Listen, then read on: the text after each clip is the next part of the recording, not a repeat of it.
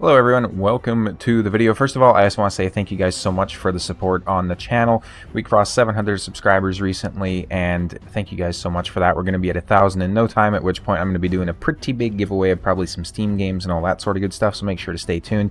Hit that subscribe button if you haven't already. Today, I'm bringing you something special. In my last video that I uploaded on Raid, I mentioned how I was stuck here in Soul Cross 5 on, well, a little spoiler alert for the video here, but I was stuck. Oh, and I don't have my light on. There we go. Rookie YouTuber right here. Now I look a little better, I hope. How I was stuck here at Soul Cross 5 Iron Twins. I actually managed to beat it with the team comp that I'm going to be showing you here today. So, for this team comp, you only need one champion and one champion only, and that is going to be Cornelia. This was a epic that was actually part of a fusion back in the day. I don't remember who you'd fuse her into, but I believe I chose to keep her instead of the fusion, if I'm not mistaken, and she can solo a lot of stuff in the game. This same strategy, I imagine, will apply to the regular Iron Twins as well. They're level 350 at stage 15.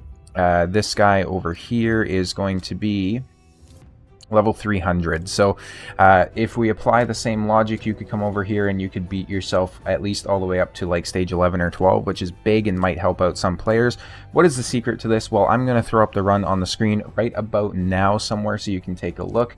The secret is we have Cornelia built out in War Master Mastery, and we have her built out in a Toxic set. Now, Toxic has a 75% chance to place a 2.5% poison debuff for 2 turns.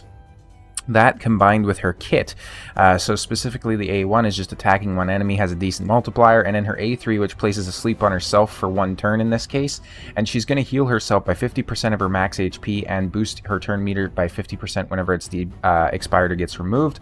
I have her built at a speed such that she gets healed basically completely, and completely fills her turn meter because she's getting hit, so she's losing it due to damage. So these are going to be the overall stats right here. 62k HP, 3100 defense, 225 speed, and 410 resistance. You don't need accuracy for this build. It's going to place no matter what based on this Toxic set. It doesn't predicate on accuracy. As you can see, a lot of her gear isn't even fully upgraded, and I was still able to pull this off. So obviously, if you don't have quite this good a gear, you might be able to do it. I don't know. I'm not going to lie to you guys. This run is not 100% by any means.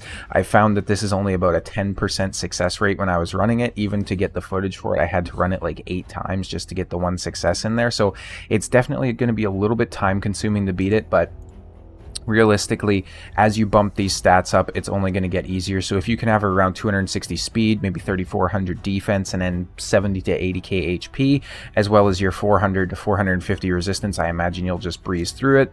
At the end of the day, though, realistically, this is going to be a one-time run, right? Like, we don't farm these bosses in Sintranos. You basically beat it, you get the gear, and you're passed. Oh, another thing I almost forgot to mention that is very important. So she has to be in faultless defense.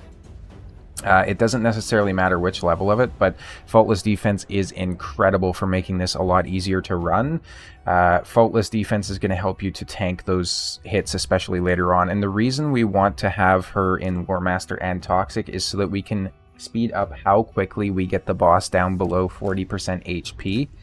The reason for that is if we come over here and look at their skills, this one right here, so he's basically increasing their attack by each time this skill is used, and they're increasing their defense by each time the skill is used. Obviously the defense doesn't matter so much, but if this boss just pumps themselves full of attack and then you try and kill them late game, once they get below the 40% HP and they start doing their more specialized skills, they're actually gonna mess you up pretty heavily. So as long as you get them down quickly with the Toxic and the War Master, you should be good to go.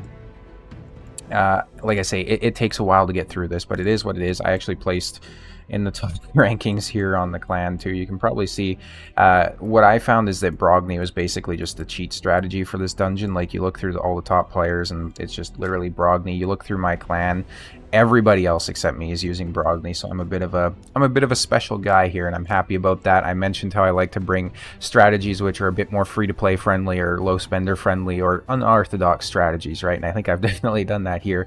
Thank you guys all so much for watching. You have a great rest of your day.